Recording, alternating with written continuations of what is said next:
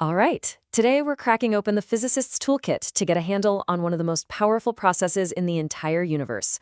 What actually happens when atoms collide? You'd think it would just be pure chaos, right? A subatomic free-for-all. But it's not. Physicists can actually predict and measure what happens in these tiny smash-ups with unbelievable precision. So how on earth do they do it? What's the secret sauce? Well, first, let's just get a sense of the scale we're talking about. When you burn a log in a fireplace, you're just kind of nudging electrons around on the outside of atoms. But in a nuclear reaction, oh, you're cracking open the very heart of the atom, the nucleus itself. And the result? The energy that comes out is literally millions of times greater. So yeah, understanding these collisions is kind of important. So here's our game plan for today. We're going to look at what these collisions are, how scientists sort them out, how they keep track of all the energy, and how they figure out the odds of a reaction even happening. And then we'll tie it all together and see why this physics is basically the blueprint for everything from stars to power plants. Okay, let's dive right in at the very beginning, unlocking the secrets hidden deep inside the nucleus. At its absolute core, a nuclear reaction is all about transformation. You've got two or more atomic nuclei that come together. They interact, and whatever comes out the other side is different from what went in. It's a fundamental change to both matter and energy. So how do you even begin to make sense of all this? Well, you need a playbook, right? Before you can calculate a single thing, you've got to know what kind of game you're even playing. And that's our first tool, classification. And there are a few key plays in this playbook.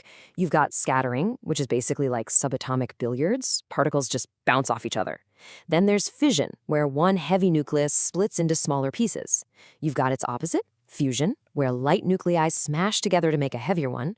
And there's even something called radiative capture, where a nucleus just gobbles up a particle and spits out some energy. Knowing which one you're dealing with is the absolute first step. Once we've picked our play from the playbook, it's time for tool number 2. And this is really the heart of it all, keeping track of the energy. The best way to think about it is like a super precise financial ledger for every single reaction. And the single most important line item on that ledger is something called the Q value. This is the bottom line.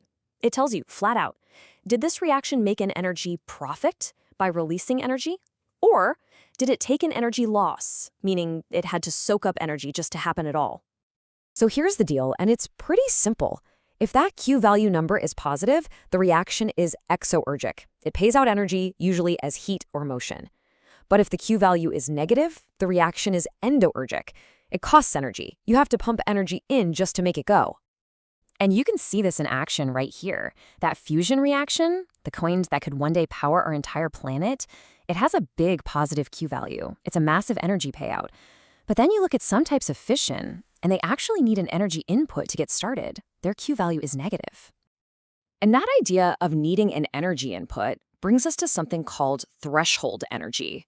For those reactions that cost energy, the endoergic ones, there's a minimum price of admission. It's literally like a cover charge at a club. If your incoming particle doesn't have enough kinetic energy to pay that fee, sorry, the reaction just isn't happening.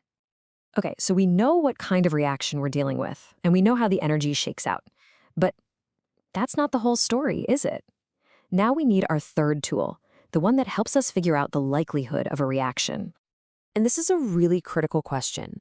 Just because a reaction is possible on paper, the Q value checks out, you've paid the threshold energy, does that actually guarantee it will happen when two particles cross paths? The answer, it turns out, is a big no. This is where a concept called the reaction cross-section comes in. Now, it's technically a measure of probability, but the analogy physicists use is just brilliant. Think of it as the effective target size that a nucleus shows to an incoming particle. A bigger cross-section means a bigger target, and a bigger target means a much higher chance of a hit, which means a reaction. And you'd think, for a unit this important, it would have some super complicated scientific-sounding name, right? Nope. Physicists measure this ridiculously tiny subatomic target size in a unit called a barn. Yes, a barn. So the story goes that way back during the Manhattan Project, a couple of physicists were talking about the cross-section for a uranium nucleus, which was way bigger than they expected. And one of them just blurted out that compared to other nuclei, it was as big as a barn. And the name just stuck. It's one of the best little stories in the history of physics. So we've assembled our toolkit. We've got the playbook, the energy ledger, the probability calculator. But why should we care? Why does any of this matter outside of a high-tech physics lab? Well, because these tools let us write the blueprint for reality itself. Because this is the actual workflow. This is how it's done. A physicist classifies the reaction, they calculate the whole energy ledger with the Q value and threshold energy, and then they measure the probability using the cross-section. You put those three tools together, and you can accurately model and predict how pretty much any nuclear system is going to behave. And this is not just some abstract theory. This toolkit is literally how we understand and build nuclear power reactors. It's how we know what's going on inside the fusion furnace of our own sun. It's how we can design and create the exact medical isotopes needed for things like PET scans and cancer treatments. This is the language we use to talk to the atom. So when you boil it all down, it's pretty incredible. By classifying reactions, balancing the energy books, and calculating the odds, physicists have learned to understand the very engine of the cosmos. Which leaves us with one final thought to chew on. If we have the tools to measure and predict the very heart of an atom, what's the next great cosmic puzzle we can solve?